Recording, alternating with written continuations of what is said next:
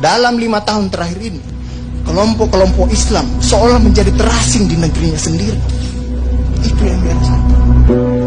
Berapa ulama yang berjuang mendirikan republik ini? Indonesia 80% penduduknya umat Islam.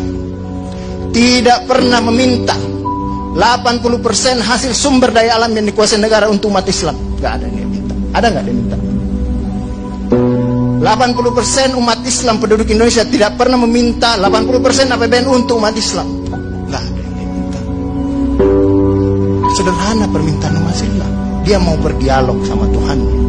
Dia mau mengingatkan umatnya akan kebaikan, yang tidak hanya mengajarkan doa makan dan doa minum, tapi juga cara memilih pemimpin. Itu kira-kira. Inilah ketegangan-ketegangan.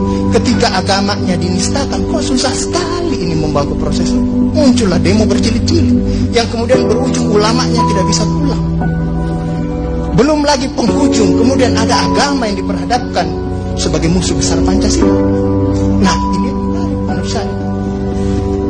Saya ini Islam, tapi bukan pengetahuan Islamnya seperti Ustadz Ali Mukhtar Ngabalin dan Abu Bakar, Ustadz Abu Bakar. Tapi dengan segala awam saya terhadap Islam, ketika saya ditanya Pancasila itu di mana dalam kehidupan saya, maka saya akan mengatakan bahwa ketika saya lahir, orang tua saya itu membisikkan Pancasila di telinga saya. Cuma bahasanya bukan seperti yang tertulis dalam Undang-Undang Dasar.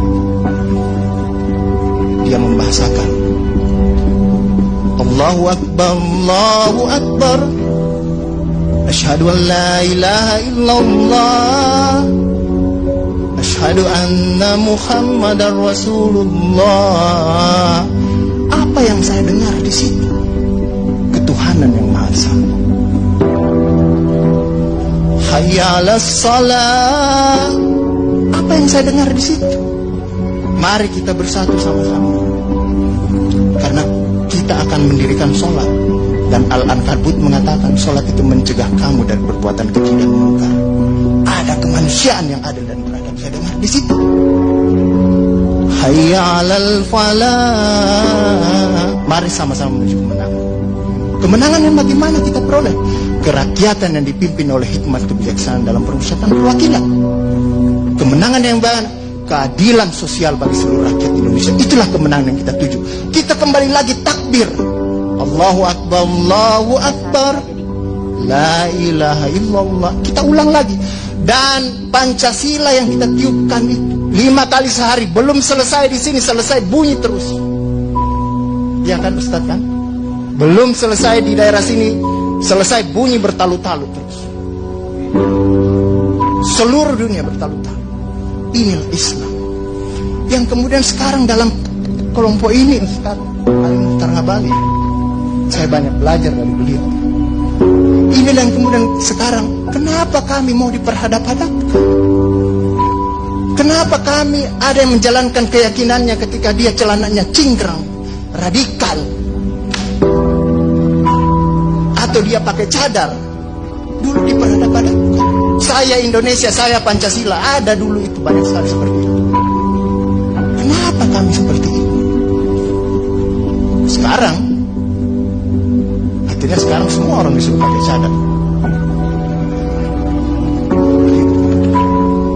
Inilah kemudian rentetan yang membuat istilah tadi Ustadz Abu Bakar, kok paranoid sekali dengan undang-undang HIP ini. Ada luka. Ada luka yang tadinya sudah mulai mengering, dilupakan. Tapi tiba-tiba ini kemudian dikhawatirkan, jangan sampai Pancasila ini mau dipakai sebagai instrumen untuk membibirkan kelompok Islam dan kelompok. Apalagi kalau kita baca RUHP itu, gang kekuasaan pembinaan ideologi Pancasila ada sama presiden. Saya juga baca-baca sekilas tadi. Kok di situ ditulis pendidikan nasional menurut undang-undang ini itu berubah. Tujuan pendidikan nasional oleh Undang-Undang Dasar mengatakan bahwa beriman, bertakwa, berakhlak mulia. Di sini diciptakan pendidikan nasional itu bertujuan untuk menjadi tenaga ahli dan terampil. Ini kan mau dikasih jadi tukang ini bagi kapitalis kalau seperti itu berpikirnya. Nah, inilah yang kemudian yang dirasakan oleh kelompok-kelompok Islam dalam perspektif perjalanan konstitusional kita, bahwa ada yang tidak adil dilakukan oleh kekuasaan.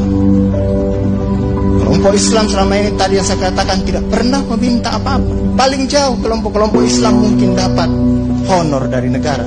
Itu pun tidak dipakai untuk foya, dikembalikan lagi untuk membantu negara, menghidupkan santri-santri, mencerdaskan kehidupan bangsa, menciptakan manusia-manusia yang beriman, bertakwa dan akhlak mulia. Yang sebenarnya tugas pemerintah itu dikembalikan lagi seperti itu.